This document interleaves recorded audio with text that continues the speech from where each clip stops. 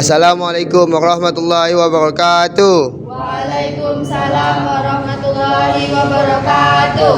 Selamat siang dan salam sejahtera bagi kita semua. Siang.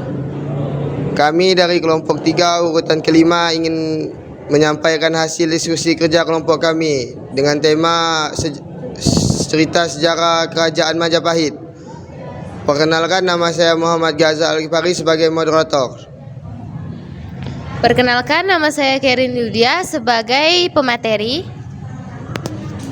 Perkenalkan, nama saya Mardiana. Tugas saya di sini menjelaskan unsur kebahasaan yang terkandung di dalam cerita sejarah Kerajaan Majapahit tersebut. Perkenalkan, nama saya Maria Saputra, menyampaikan nilai-nilai yang terkandung pada cerita sejarah tersebut. Perkenalkan, nama saya Lutfiana Sabilatul Aspa, menyampaikan nilai-nilai dan kata yang bermakna kias.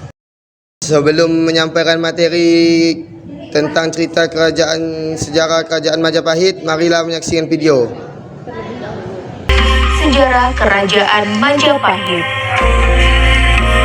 Kerajaan Majapahit adalah kerajaan terbesar dan paling sukses yang pernah menyatukan hampir seluruh Nusantara. Kejayaan Majapahit dibangun di atas kekuatan maritim dan perdagangan yang maju di bawah Hayam Wuruk dan patihnya Gajah Mada. Sumpah Palapa yang dicetuskan Gajah Mada sangat terkenal dan berisi tekadnya untuk menyatukan seluruh Nusantara di bawah Majapahit. Majapahit sendiri merupakan kerajaan bercorak Hindu-Buddha terakhir di Nusantara sebelum digantikan Demak yang bercorak Islam. Majapahit berdiri selama 234 tahun mulai dari tahun 1293 sampai 1527 dengan pusat pemerintahan di Mojokerto, Jawa Timur.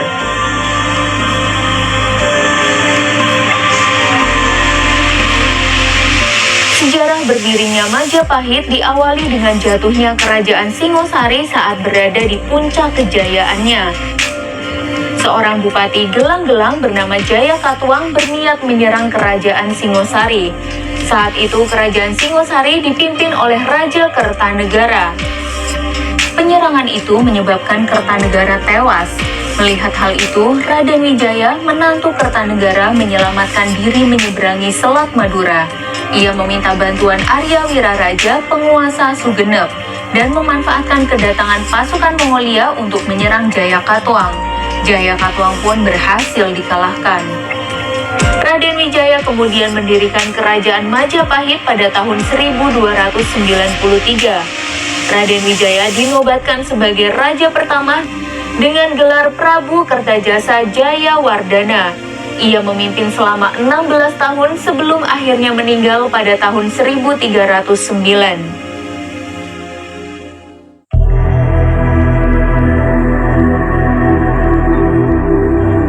Raden Wijaya digantikan oleh putranya yang bernama Jayanagara hingga tahun 1328.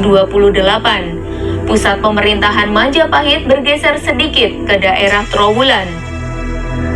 Pada masa Jayanagara banyak terjadi pemberontakan. Salah satu yang paling berbahaya adalah pemberontakan Rakuti karena sempat berhasil menduduki istana.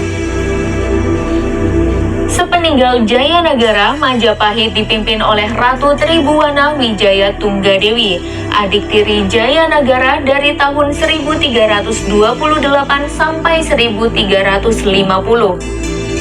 Pada masa inilah Gajah Mada dilantik menjadi Mahapatih dan mengucap Sumpah Palapa.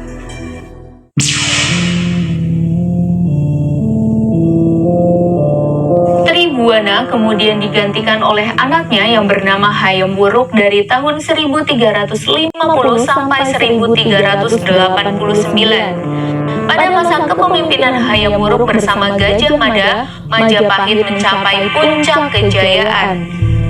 Pengaruh Majapahit juga sampai ke negeri seberang dari semenanjung Malaya, Tumasik hingga sebagian Thailand dan Filipina.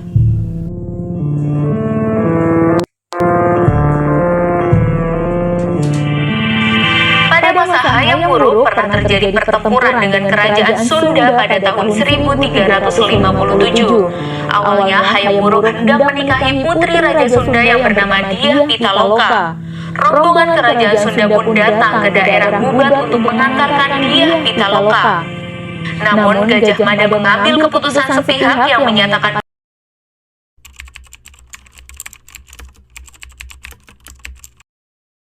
Baiklah, saya akan menjelaskan mengapa menurut kelompok kami video ini termasuk ke dalam cerita sejarah. Nah, jadi yang pertama karena video tersebut sesuai dengan konsep-konsep yang ada, yaitu fakta salah satunya.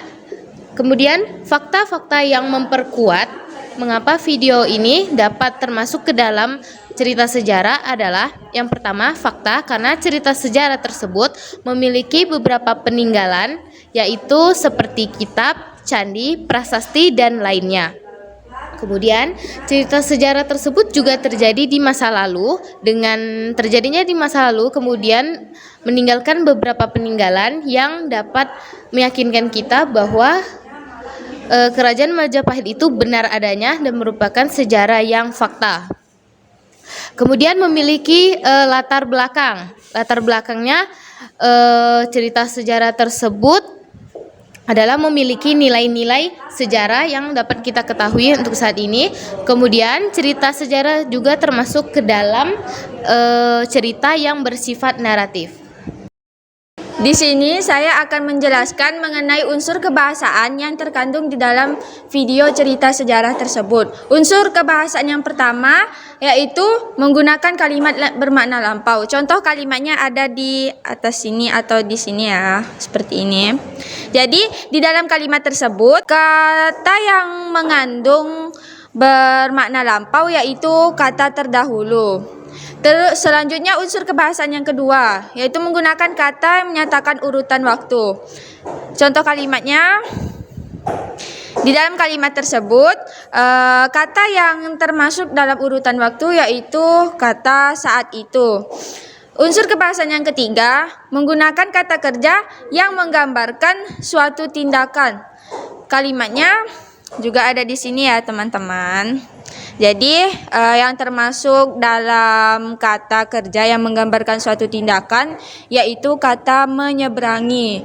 Selanjutnya unsur kebahasaan yang keempat menggunakan kata kerja yang menunjukkan kalimat tak langsung. Contoh kalimatnya ada juga di sini ya teman-teman. Jadi di dalam kalimat tersebut yang termasuk kalimat tak langsung yaitu kata menyatakan. Selanjutnya unsur kebahasaan yang kelima menggunakan kata kerja yang menyatakan sesuatu yang dipikirkan atau dirasakan oleh tokoh tersebut. Kalimatnya ada di sini ya juga teman-teman. Yang keenam menggunakan dialog. Untuk unsur kebahasaan yang keenam ini yaitu menggunakan dialog, kelompok kami tidak menemukan adanya dialog di dalam video tersebut. Unsur kebahasaan yang ketujuh, yang terakhir menggunakan kata kerja menggunakan kata-kata sifat suasana. Jadi di dalam kalimat tersebut kata yang menunjukkan kata sifat suasana yaitu kata kerugian. Di sini saya akan menyampaikan nilai-nilai yang terkandung pada cerita sejarah tersebut. Pertama, nilai moral. Contoh kalimat di atas. Nilai moral dalam kutipan di atas adalah sifat serakah dapat menyebabkan terjadinya pertikaian dan perpecahan. 2. Nilai sosial. Contoh kalimat di atas.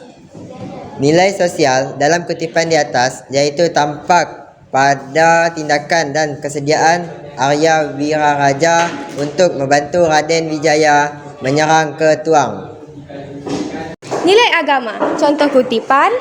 Nilai agama kutipan tersebut yaitu kuatnya toleransi antar umat beragama Hindu dan Buddha.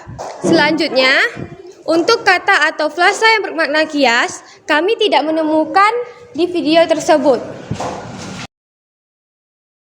Sekian dari kelompok kami, kurang lebihnya mohon maaf. Wassalamualaikum warahmatullahi wabarakatuh. Waalaikumsalam warahmatullahi wabarakatuh.